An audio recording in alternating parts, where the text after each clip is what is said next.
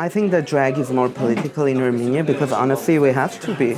It's all about survival and it's all about just living, surviving, but also thriving.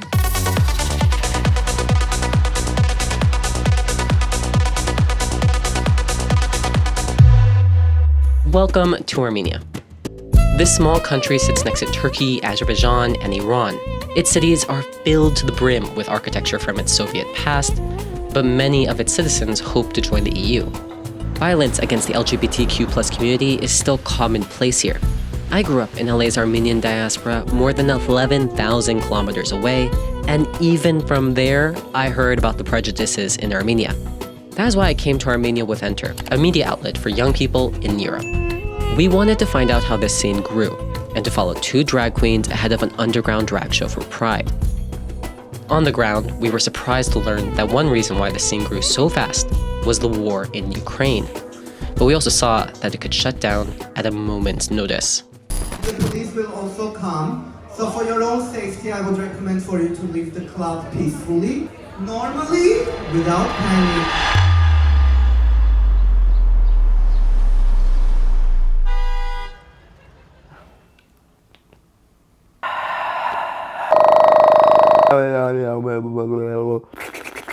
That's it. Bonjour, je m'appelle Leo. Hey, my name is Leo. I am 28 years old, and in general, I feel like I'm sucking my own dick thing. But I am referred to internationally, globally, as Armenia's mother of drag. Leo is a community officer and first responder at Pink Armenia, the country's largest LGBTQ organization. Like many of Armenia's queer spaces, its location is a secret. This may be crazy to some people, but living in a country like this and operating in a society like this, it's very, very important to keep these security measures. So welcome to Pink Armenia. This is where I work, and not only me, but all the beautiful people who try to make queer life in Armenia even a bit better. Inside Pink Armenia's office, there weren't any visible pride flags. Is there anywhere in Armenia where you can fly the pride flag? No. Even in the drag bars? Oh no, in the drag bars we do, of course. We do in if it's a closed environment, a club or something. And can you come back and sit?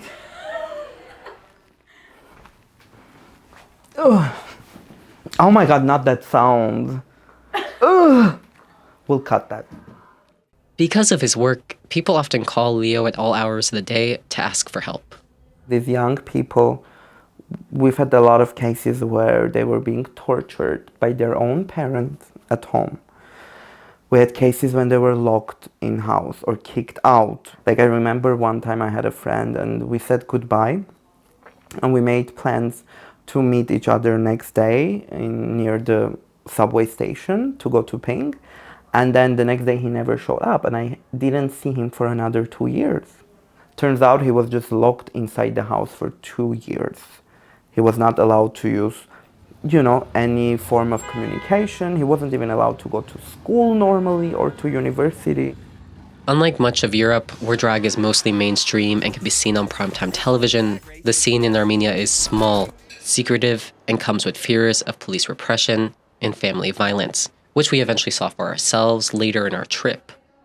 Leo first tried drag when a friend at Pink Armenia told him that the organization was putting on a show. Much of his first performance was improvised. I don't know how to do this and I don't know how to do that. I don't have any clothing either. And I was like, girl, I don't care. I'm the fiercest. So I went on stage with the scotch taped heels and all that. And I also had cheap, $2, I kid you not, $2 synthetic purple white with white highlights wig on me. And I performed, the song was Britney Spears' Toxic, I remember. My first ever song. I ate. The crowd was fucking crazy. And when I was done, something switched in me that I felt oh, this is what I'm supposed to do. All this addiction, all this being bullied, beaten up, killed, all of this was for this. Leo has since created Armenia's first drag house. The group mimics a family with a drag mother and daughters and is meant to help young queer performers improve their art. So I created the Drag Ball project, which was a newcomers competition format, kind of like, I would say like a drag race, but like a one-night thing. And then, I found 10 new drag queens who wanted to be a drag queen. I worked with them for 2 months, and that's how I kind of like enlarged the drag community to have more drag queens, basically. The drag scene has grown since then, coinciding with the arrival of tens of thousands of Russians. Я уезжал из России, грубо говоря, не по своей воле. Мне предоставили два выбора. Это либо Черногория, либо Армения. Molly was one of the Russians who moved to Armenia after Moscow launched its full-scale invasion of Ukraine. Many were fleeing Russia's partial military mobilization, but others are queer refugees who were forced to leave Russia after it beefed up its anti-LGBT laws. This included labeling the non-existent international LGBT movement as an extremist organization. Molly was one of the new law's first victims. Да, когда была облава у нас в клубе, мы за неделю примерно знали, что что-то произойдет, потому что во всех других городах начались тоже облавы. Мы наняли дополнительную охрану, нам поставили рации в гримерку, наши охранники надели бронежилеты. Я веду шоу и замечаю, как мимо меня на корточках пробегает человек с автоматом в руках. И я понимаю, что что-то не так, и меня сзади со спины просто толкают об лестницу, я ударяюсь об лестницу, и мне кричат лежать, там матерные слова. Я просто беру микрофон и просто жестко начинаю стучать по сцене, чтобы звук был такой ужасный, чтобы все поняли, что что-то происходит не то. И это помогло. И артисты успели забежать в гримерку, спрятаться и начать умываться, а меня задержали.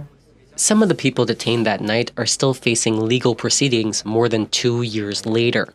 Molly was initially released, but she fled Russia after her lawyers told her that she could still face charges. После того, как я приехала в Армению, я, наверное, испытала экстаз, потому что то, что я прожила в России за эти пару месяцев, оно просто уничтожило меня тогда как человека. Но тогда я прям была самым счастливым человеком на Земле, что я в другой атмосфере, в другой стране, в солнечной стране, и была счастлива.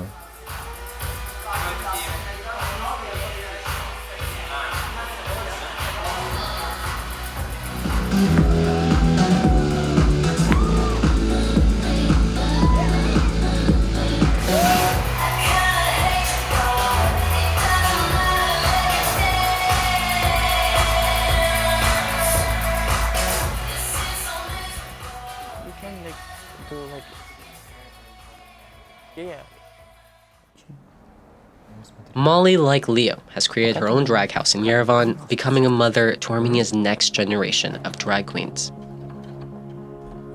Потому что у меня здесь никого нет, ни семьи, ни родителей, и друзей поначалу не было.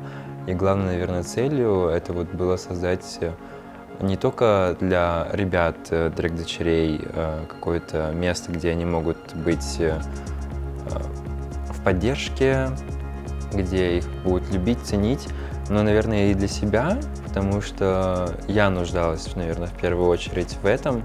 Вроде ночью болтаем про комьюнити, про какие-то наши проблемы, и у нас какой-то коннект случается на этом, и она зовет меня дочери, я в это время был пьяный в баре, и я всем показываю телефон, я говорю, Молли Ток взяла у меня дочери, поняли?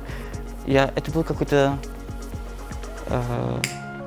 мне кажется, такой бум-момент для меня, что кто-то меня видит, кто-то понимает, о чем я говорю, что я не сумасшедший. Since the Russians first arrived, drag shows have transformed from small NGO-funded performances to events that attract crowds of hundreds. This is where basically I started my directorial debut, kinda, and the rest is history. So a little secret. Basically, like our changing like dressing room is right there. So like, do you see this? It opens up like this, and then you go down. And downstairs was our dressing room. And why I love this club, because we would always leave this door open just in case. So if there was a raid happening, the queens at least would have time to run out from the dressing room from here and then go to the hotel and call the lawyers of pink. Part of putting on a drag show means thinking about the threat of violence. When Leo was a teenager in 2012, a queer club was firebombed. I was very, very young. I was like 14. It scared me back into the closet like real fucking bad, because when you hear about like a queer place being bombed, attacked, then you're like, oh my god, I'm never coming out, because then they will kill me. Attitudes have shifted slightly over the past couple of years, including what is socially acceptable to wear in public, and the Russians have played a part in that. Like you would see a man who's Russian wearing earrings, piercings, having tattoos, having colored hair, like green colored hair, wearing like item of clothing which maybe looks like from a female section. And then also next to him you would see his wife and kids, and he's pushing a stroller. So that way Armenian people maybe saw it and it clicked in their brain that, oh, it's not necessary that this means gay. But then here's the thing, it's okay if you're Russian, but if you're Armenian and you're doing it, you're bringing shame to your people, so you're not allowed to do it. The economy has also been impacted by Russian immigration. This is because many of the Russians living in the country are more affluent than their Armenian counterparts. The economy is so in the fucking ass, and it's fucking in our ass, that we don't get to hang out that much. So like the communities are dying out because a lot of these people have to work 2-3 jobs and do all these gigs to kind of earn enough money to do anything. So there is no time to go to cafes or to hang out. And the cost of living in Yerevan has skyrocketed. So overnight, like that 1-bedroom apartment became from like $150 to $500, just like that. This means that many young queer people cannot afford to move away from home, causing a spike in domestic violence cases. In 2023, Pink Armenia recorded 22 cases. That number went up to 38 the following year. Some members of the queer community have chosen to leave the country. I don't blame anyone. We all have a right to feel happy or, fulfilled and safe and loved. I am the other way around, kind of. When I'm like, okay, like, it's okay, like, I can put in the hard work now, but one day it will be better. I hope that either way the elections go, they will leave us out of this, like, bullshit. The way Russia's leaders talk about the LGBTQ+ community has made its way into Armenian politics. We saw this for ourselves when we were in Yerevan in June during Armenia's parliamentary election. The queer community throughout this pre-electoral bullshit has been like manipulated, weaponized. Because if any political party has any association with queer community in Armenia, it's actually bad for them. In the lead up to the election, AI images of a fake pride in Armenia circulated online. Some of them showed Prime Minister Nikol Pashinyan standing next to fake drag queens. The goal seemed to be to connect Pashinyan, who ran on a pro-European campaign, with the LGBTQ+ community, so that his party would lose votes. In the end, his civil contract party won close to 50% of the ballots. But this does not necessarily mean that things will improve for the LGBTQ+ community. The worst case would be that he would feel like, oh, so I have the support of the majority of the country, so I get to do whatever the fuck I want, and he will start targeting like queer people or NGOs, because we still don't know where they stand on queer issues and rights. However, Molly seemed more optimistic about the future. Я думаю, что здесь не примут такие же законы, как приняли, допустим, в Казахстане, в России. Мне кажется, не будет, потому что сейчас вектор, который выбирает Армения, она больше направлена на Европу, на Евросоюз. И мне кажется, что таким ужасным, бесчеловечным, отвратительным законом пути туда будут просто закрыты.